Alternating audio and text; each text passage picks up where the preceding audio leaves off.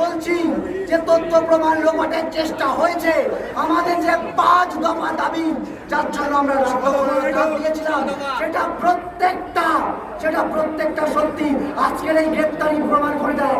এই সন্দীপ ঘোষ, এই তারা রশিদ, এদের সুতো কোথায় বাধা? এই স্বাস্থ্য ভবন, তাদেরকে পদত্যাগের দাবি, এই যে ডিএমই পদত্যাগের দাবি, প্রত্যেকটা যে ন্যায্য আজকে প্রমাণ হয়ে গেল। আবার আমরা বলে দিতে চাই, আজকে 35 দিন ধরে আমরা বিচারের জন্য রাস্তায় আছি।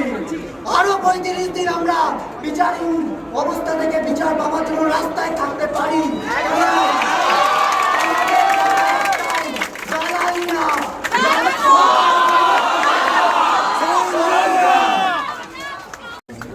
আমরা যাওয়ার আগে এখানে বলে গেছিলাম যে আমরা আর একটা দ্বিতীয় পরিবাহ হতে দেব না।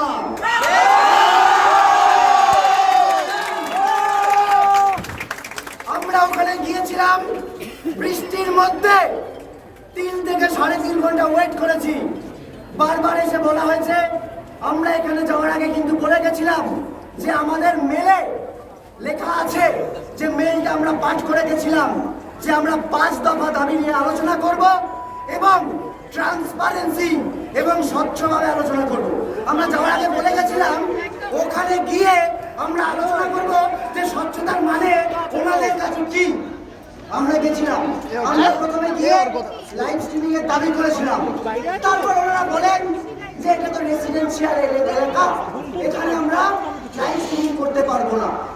তারপর আমরা আলোচনা করে বলি ঠিক আছে, লাইভ স্ট্রিমিং না করতে পারুন, আমরা ভিডিওগ্রাফার নিয়ে গেছিলাম। আমরা আমাদের সাথে ভিডিওগ্রাফার বন্ধুকে নিয়ে গেছিলাম, দুপক্ষ ভিডিওগ্রাফ করুন। কি বললেন? যে না, ভিডিওগ্রাফি করতে দেব না।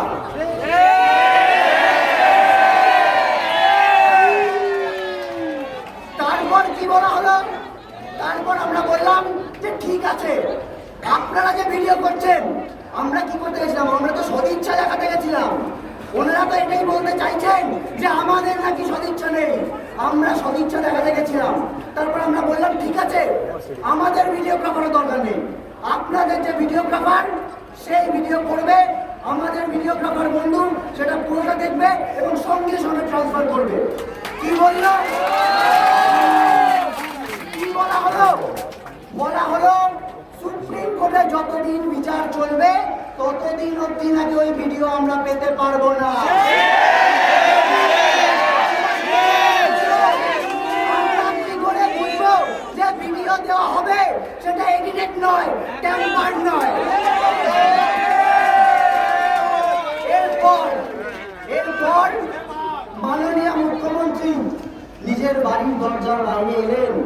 আমরা যে বৃষ্টি ভেজা 34টা ছেলে মেয়ে ওখানে দাঁড়িয়েছিলাম 3 ঘন্টা ধরে, 2.5 ঘন্টা ধরে, তাদেরকে উনি বললেন যে দেখো এগুলো তো সম্ভব নয়, এসো ভেতরে এসো, বৈঠক না হোক, চা খেয়ে যাও। আমরা বৈঠক করতে গেছিলাম, আলোচনা করতে গেছিলাম, নিজেদের সদিচ্ছা দেখাতে গেছিলাম। কিন্তু তারপর কি হলো? উনি এসে বললেন যে দেখো আমার কাছে স্বচ্ছতার মানে হচ্ছে দুপক্ষে একটা মিটিং হবে, মিটিংয়ে যখন খুশি তুমি বেরিয়ে যেতে পারো, কিন্তু আমাদের যে মিনিটস লেখা হবে সেই মিনিটসে দুপক্ষে সাইন থাকবে। আমরা তখন 3.5 ঘন্টা ওখানে বৃষ্টি ভেজার পর ওনার এই সদিচ্ছাকে সম্মান দিতে বললাম যে ঠিক আছে ম্যাডাম, যদি এটাই আপনার স্বচ্ছতার ধারণা হয় এটুকুতেই আমরা রাজি। এই কথা বলার পর কি বলা হলো জানেন? স্বাস্থ্য প্রতিমন্ত্রী চন্দ্রিমা ভট্টাচার্য, এই কথা জানাতে আমরা 10 মিনিট দেরি করেছিলাম। উনি বললেন যে আমরা অনেকক্ষণ ধরে ওয়েট করে ফেলেছি, আর আমরা নাকি ওয়েট করতে পারবো না।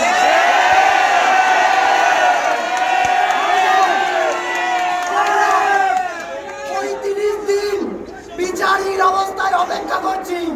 আমরা লাস্ট 5 দিন বৃষ্টিতে ভিজে রোদে পুড়ে এখানে ওয়েট করছি, আর ওনারা নাকি 3 ঘন্টা ওয়েট করতে পারবেন না।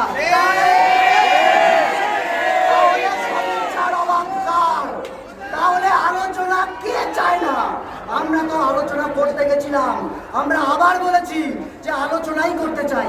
এখন কি মনে হচ্ছে বলুন তো, যে একটু আগে এই যে আমাদের সহকর্মী তার রেপ এবং মার্ডার কেসে এই যে সন্দীপ ঘোষ এবং যারা থানার ওসি গ্রেপ্তার হয়েছে, এই খবরটা ওনারা পেয়েছেন, তাই ওই মিটিং করা